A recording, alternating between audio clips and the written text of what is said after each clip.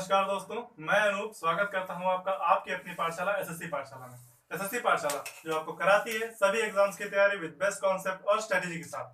दोस्तों, अभी बीते कुछ 2-3 दिनों से जो है हमारी क्लासेस रेगुलर नहीं चल पा रही थी, कुछ टेक्निकल इशू था, लेकिन आ गए हम वापस उसी जोश के साथ आपको वापस जो है यूपीएसआई 2020 की तैयारी कराने।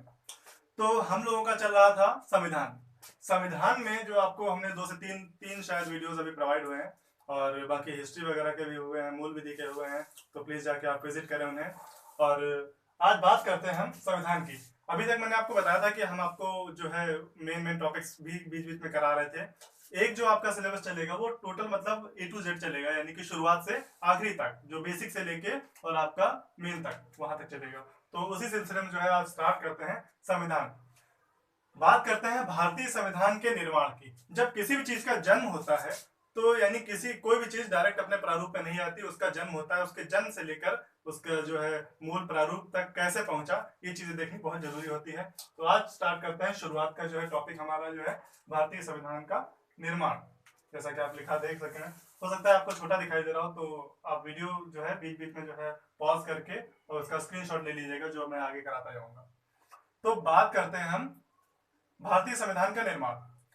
शुरुआत अगर इसकी देखें तो हुई 1946 में कैबिनेट मिशन योजना के तहत। अच्छा, क्या हुआ कैबिनेट मिशन योजना में? कैबिनेट मिशन योजना 1946 ईस्वी के द्वारा जो है संविधान निर्माण हेतु संविधान सभा के गठन का प्रस्ताव मिला। और इसमें क्या हुआ, कैबिनेट मिशन ने जो है इसमें क्या किया, पाकिस्तान ने जो है वो कैबिनेट मिशन में यानी इसमें जो है भाग लेने से मना कर दिया, अस्वीकार कर दिया।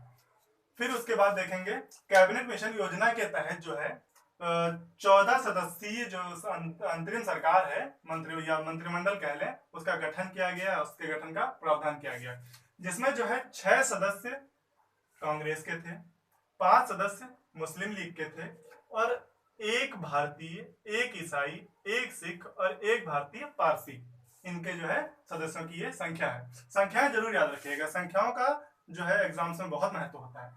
तो अभी हम बात करेंगे कि उसके बाद, हालांकि बाद में जो है 2 सितंबर 1946 को जवाहरलाल नेहरू की अध्यक्षता में एक सदस्यीय जो है अंतरिम मंत्रिमंडल का गठन हुआ।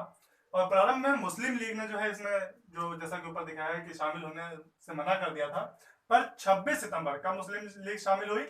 26 सितंबर 1946 को मुस्लिम लीग के शामिल होने से सरकार के सदस्यों की संख्या, ऑब्वियस ही बात है कि जो सरकार पहले अकेले कांग्रेस और जो हमारे सदस्य थे मुस्लिम लीग को छोड़कर वो बना रहे थे, जब मुस्लिम लीग वापस शामिल हो गई तो सरकार के जो कुछ सदस्य थे उनको इस्तीफा देना पड़ा। उनमें से कौन थे? उनमें से थे शरद चंद्र बोस, अली जौहर और शफात अहमद। इनको जो है त्याग पत्र देना पड़ा, इन्होंने त्याग पत्र दे दिया, तब मुस्लिम लीग के सदस्य जो है इसमें शामिल हुए आके। अब बात करेंगे हम लोग संविधान सभा में, जो हमारा शुरुआती जो संविधान सभा थी उसमें जो है कुल सदस्यों की संख्या के बारे में बात करेंगे। तो संविधान सभा में कुल 389 यानी 389 सदस्य थे, जिसमें से 292 सदस्य जो थे वो प्रांतीय जो है सभाओं से थे। 292 सदस्य जो थे प्रांतीय विधान सभाओं से थे और 93 देशी रियासतों से थे। देशी रियासतों से जैसे जूनागढ़ मान लीजिए आप, या हैदराबाद मान लीजिए, इस टाइप की देशी रियासतों से थे। हैदराबाद तो सॉरी माफ कीजिएगा, हैदराबाद बाद में है, लेकिन 93 सदस्य जो है वो देशी रियासतों से थे तथा 4 सदस्य जो थे वो कमिश्नरी प्रांतों से थे। कमिश्नरी प्रांत कौन कौन से हो जाएंगे आपका? एक हो जाएगा जैसलमेर, हो जाएगा आपका दिल्ली हो जाएगा, और भी आपका जो बलूचिस्तान था वहां का यानी ब्रिटिश बलूचिस्तान था वो हो जाएगा। एक हो जाएगा कुर्ग। ये जो है इनसे निर्वाचित किए गए सदस्य थे। कितने सदस्य थे? 4 सदस्य ऐसे थे। अब बात करेंगे हम लोग प्रत्येक भारतीय राज्य या प्रांत को उनकी अब ऐसे ही किसी को अलॉट नहीं कर देंगे ना, ऐसे ही किसी को जो है स्थान नहीं दे देंगे उसमें हमारे जो है सभा में। तो प्रत्येक भारतीय राज्य या प्रांत को उनकी जनसंख्या के अनुपात में जो है उनको स्थान आवंटित किए गए। इसका रेशियो क्या रखा गया? इसका 10 लाख जनसंख्या प्रति के आधार पर, मतलब मूल आधार इसका ये था कि 10 लाख की जनसंख्या हो वहां की, तब वहां से आपको एक स्थान मिलेगा यानी संविधान सभा में आने के लिए। अच्छा, बात करते हैं 3 जून 1947 की योजना के तहत जब पाकिस्तान के लिए अलग संविधान का गठन किया गया या स्थापना की गई, अलग संविधान कब 16 जुलाई 1947 को स्थापना की गई, तो भारतीय संविधान की ऑब्वियस सी बात है कि जब मुस्लिम लीग के जो सदस्य थे उनकी पूरी की पूरी संख्या हट जाएगी तो क्या होगा, उनकी तो भारतीय संविधान सभा की संख्या घटकर कितनी रह गई, 299, जिसमें से 229 सदस्य जो थे प्रांतीय विधानसभाओं के थे और 70 सदस्य जो थे वो किसके थे, देशी रियासतों का प्रतिनिधित्व करते थे। अब बात करेंगे हम लोग संविधान सभा का प्रथम अधिवेशन 9 दिसंबर 1946 को संसद के जो है केंद्रीय भवन में हुआ। कभी कभार ये भी आता है कि कहां पर हुआ, तो केंद्रीय भवन में।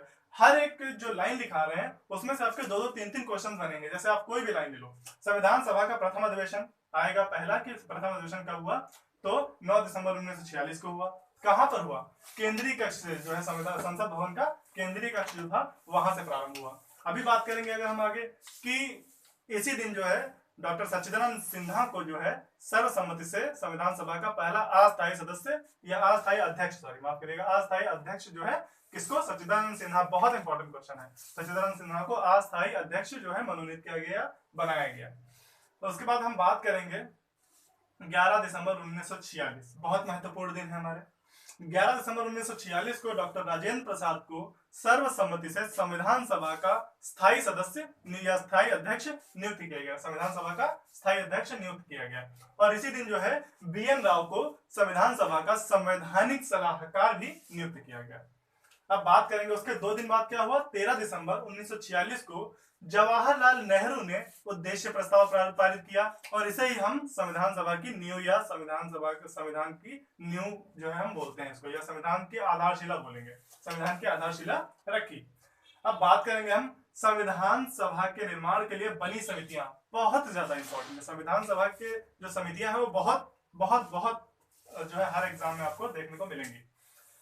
जो इसमें से सबसे ज्यादा आपको याद रखनी है वो प्रारूप समिति, झंडा समिति, ये बहुत आता है। प्रारूप समिति उनमें से सबसे ज्यादा है, तो प्रारूप समिति के आप क्या करेंगे, प्रारूप समिति के 7 सदस्य थे और उनमें अध्यक्ष थे डॉक्टर भीमराव अंबेडकर, और इनके 7 सदस्यों का पूरा नाम आपको याद रखना है। इनमें सदस्य थे, अध्यक्ष के अलावा जो सदस्य 6 थे उनमें से कौन से थे, N गोपालास्वामी अयंगर, अल्लादी कृष्ण स्वामी अय्यर, KM मुंशी, TT कृष्णमाचारी, सादुल्ला और थे DP खेतान और N माधव राव। ये थे 6 सदस्य और प्लस 7वें थे डॉक्टर भीमराव अंबेडकर। अभी बात करेंगे हम उसके बाद एक और समिति है संघ समिति। संघ समिति जवाहरलाल नेहरू की जो है अध्यक्षता में बनी। संघ संविधान समिति के अध्यक्ष थे डॉक्टर जवाहरलाल नेहरू, इसके भी थे। तो संघ समिति और संघ संविधान समिति, इन दोनों के अध्यक्ष कौन थे, डॉक्टर जवाहरलाल नेहरू।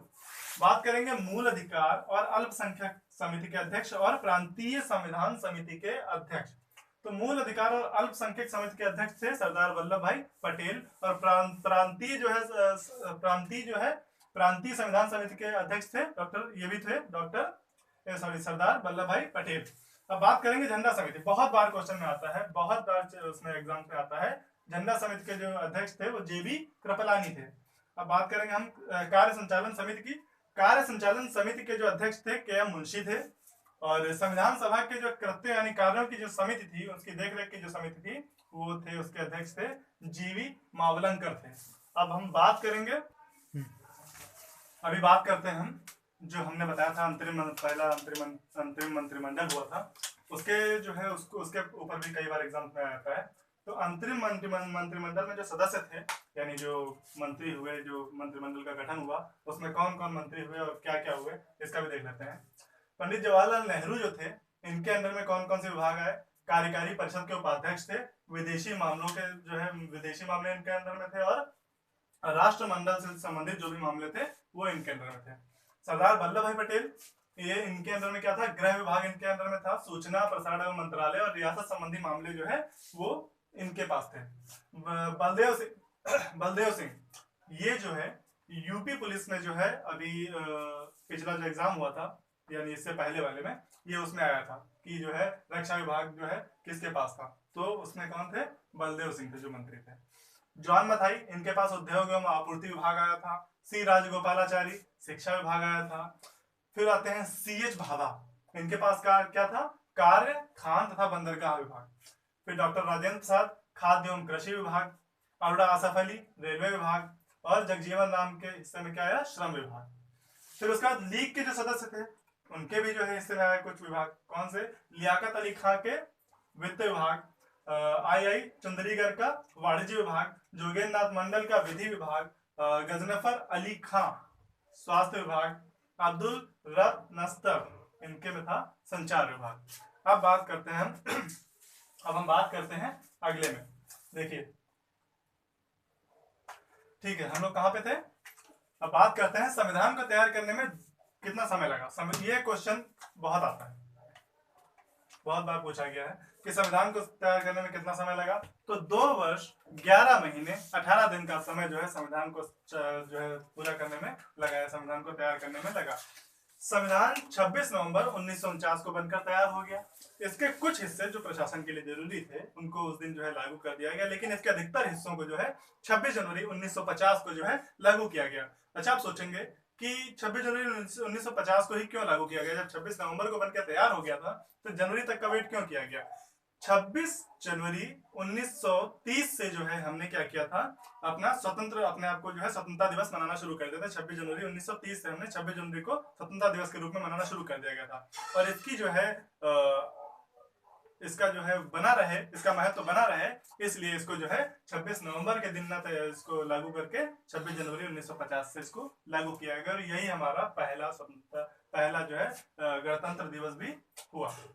बात करेंगे हम संविधान सभा की अंतिम बैठक जो है वो कब हुई, 24 जनवरी 1950 को संविधान सभा की अंतिम बैठक हुई। और इसी दिन जो है सर्वसम्मति से डॉक्टर राजेंद्र प्रसाद को जो है हमारा प्रथम राष्ट्रपति बनाया गया। अब इसी 24 जनवरी की जो है कुछ महत्वपूर्ण और घटनाएं देख लीजिए। 24 जनवरी 1950 को ही हमारे राष्ट्रगान जन गण मन को जो है मान्यता दी गई, अंतिम बैठक हुई। ठीक है, तो जन गण मन किसके द्वारा लिखा गया, रविन्द्रनाथ टैगोर द्वारा लिखा गया। इनकी कौन सी पुस्तक, गीतांजलि पुस्तक थी, गीतांजलि नामक पुस्तक थी, इसमें इसका जो है उल्लेख मिलता है। और 1913 को गीतांजलि नामक पुस्तक के लिए ही इनको जो है नोबेल पुरस्कार भी इनको प्राप्त हुआ था। अच्छा, जनगण मन गाने का जो समय सीमा निर्धारित है वो कितनी है, 52 सेकंड। जनगण मन को जो है 52 सेकंड का समय जो है लगता है गाने में, इसका जो सही समय है। और हमारा इसी दिन जो है 24 जनवरी 1950 को ही हमारा राष्ट्रगीत था जो वंदे मातरम, उसको मान्यता मिली। वंदे मातरम के रचयिता कौन है, बंकिम चंद्र चटर्जी। और इनकी पुस्तक कौन थी, जिस पुस्तक से जो है लिया गया वो कौन सी पुस्तक थी, तो आनंद मठ नामक पुस्तक से लिया गया। इसका भी एक निश्चित समय है, कितना है, 65 सेकंड यानी 65 सेकंड का समय जो है लगता है हमारा वंदे मातरम को गाने में। अच्छा, थोड़ा वंदे मातरम के बारे में जान लेते हैं। वंदे मातरम जो है 1886 ईस्वी में कांग्रेस के कलकत्ता अधिवेशन में जो है सर्वप्रथम गाया गया। किसके द्वारा, अरविंद घोष द्वारा गाया गया। तो ये हो गया इसके बारे में। नवनिर्मित जो हमारा संविधान था इसमें 395 अनुच्छेद, 22 अध्याय और 8 अनुसूचियां थी। ये बहुत बार क्वेश्चन आता है, ये भी थोड़ा इंपॉर्टेंट करके डाल लीजिए। इंपॉर्टेंट इस टॉपिक, इस जो आपको पेज पे दिखाई दे रहा है सारी चीजें इंपॉर्टेंट है, बहुत ज्यादा इंपॉर्टेंट है हर परीक्षा के लिए। तो ये हो गया आपका कि नवनिर्मित संविधान में जो है 395 अनुच्छेद थे, 22 भाग थे और 8 अनुसूचियां थी, जो अब ये अनुसूचियां आपको बता चुके हैं। अनुच्छेद अभी भी 395 ही है, लेकिन क्लॉज उसमें बढ़ते रहते हैं। जैसे कि मान लो 300 में 300 का जोड़ दिया गया, 301 का जोड़ दिया गया, वो संपत्ति का अधिकार उधर जोड़ दिया गया। तो यानी जो चीजें हमें अमेंडमेंट करने होते हैं वो उसी अनुच्छेद के अंतर में जो है हम लोग बढ़ाते जाते हैं। जैसे आप हमने उस दिन पढ़ाया था कि 20 में आपको 7 चीजें पढ़ाई थी, 6 चीजें पढ़ाई थी, तो ऐसी चीजें करके वो अपने आप जुड़ती जाती हैं। अब बात करेंगे, थोड़ा सा एक इंपॉर्टेंट है, ये तो सभी को पता है कि जो है बी आर अम्बेडकर जो है डॉक्टर भीमराव अम्बेडकर जो है हमारे संविधान के जो है जनक माने जाते हैं, हमारे जो है संविधान के जनक माने जाते हैं। तो आशा करता हूँ आपको ये वीडियो अच्छा लगा हो। अगले वीडियो में जो है हम पढ़ेंगे आईपीसी जो हमारी चल रही थी, आपको आज जो है आज या कल में जो है आईपीसी का अगला वीडियो भी मिल जाएगा, जिसमें आपको पूरे भाग यानी 23 के 23 भाग जो है और उनको जो है एक ओवरऑल व्यू आपको दे दिया जाएगा अगले वीडियो में कि, और फिर उसके बाद हम नंबर से जो है आपको एक एक भाग करके तैयार कराएंगे। तो अगर आपको अच्छा लगा हो तो आप प्लीज वीडियो लाइक करें, शेयर करें, सब्सक्राइब करें। Thank you.